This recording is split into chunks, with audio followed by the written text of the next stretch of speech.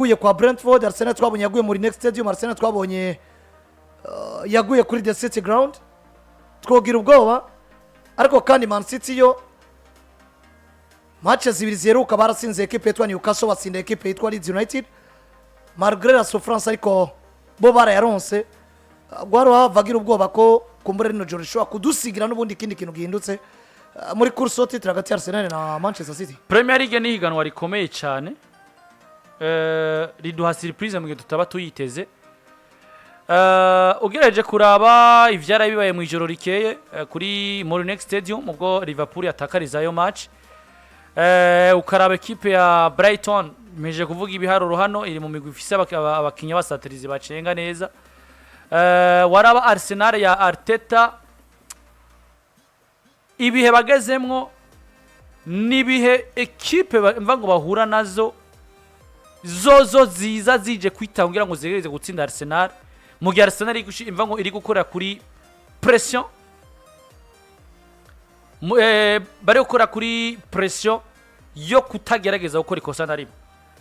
Equipe ya Brighton nivyo mu nkino zishika kuri 28 bari kuri juna 29 amaze gutsinda inkino 9, banganya 10 batsindwa 9. Brighton Hove Albion. Waja kuraba kuri American Express Community Stadium baherutse kwatsindira Nottingham Forest. Matches zitatu baherutse kwakina gukina batsinze Nottingham Forest, batsindwa na Crystal Palace, bahanganyiza na Everton bari muhira.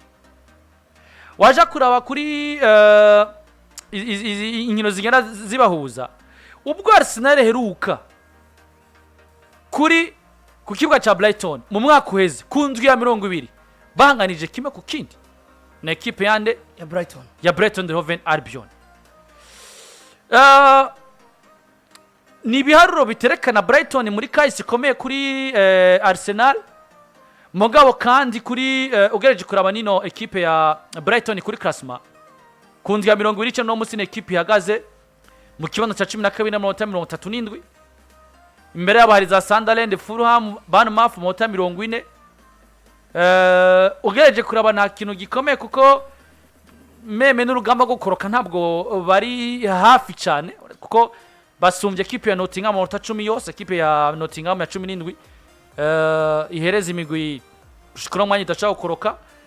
Bisobanura ngo ni vya bindi wa border match ya Premier League yose uzi ko mugwi wese uhari ushaka gutsinda, ariko kandi icongeye ko kuri Arsenal de Gunners nuko bamaze bafise uburero bwinshi ko hari imigwi binjiye muri match abana kwitobatsinda mugabo no gutakaza no kunganya match biba nka defeat kwa Arsenal gusumba ibindi byose. Landry turangiza kuri Pep Guardiola, abantu bamaze kubona umenga ni sans defeat kino gihe abiri kararondera igikombe. Ubwo twava twumvira n'ubundi equipe ya Nottingham itumi babuza abiri bakagira nka match ni rava passe ko equipe ya Leeds United kuri Elland Road. Equipe yabuza amayigo bayitsinze igisindo kimwe ariko barakigarza bivaje ingufu za Erling Haaland yafasha mu satirizi ko bakurukira ndetse no kudefanda. Umugabo witwa Pepe Guardiola nakubariye. Pepe kuva Ancelotti avuyemo mu bijanye no kumenyereza ni master, ni mwigisha w'abandi. Ibi bintu je nakubwiye ibintu biriko biravugwa hagiye hatandukanye ari wa vyadopsa bigatanga insinzi ni yindi systeme nshasha yongereye mu mupira w'amaguru. Pepe Guardiola sindiko ndabona yotsindwa na Nottingham Forest ngo ibe skize kubera ko nawe nyene aracari mu rugamba rwo kwirukanga kuri Arsenal kandi agifisa amahigwe yuko ashobora kuba yoyinaniza, ariko nagira ndakubwire ngo attention mu misi ya nyuma na equipe zo muri EPL ziriko zirakoroka, ziriko zisanga mu bihe novuga ko atari vyiza.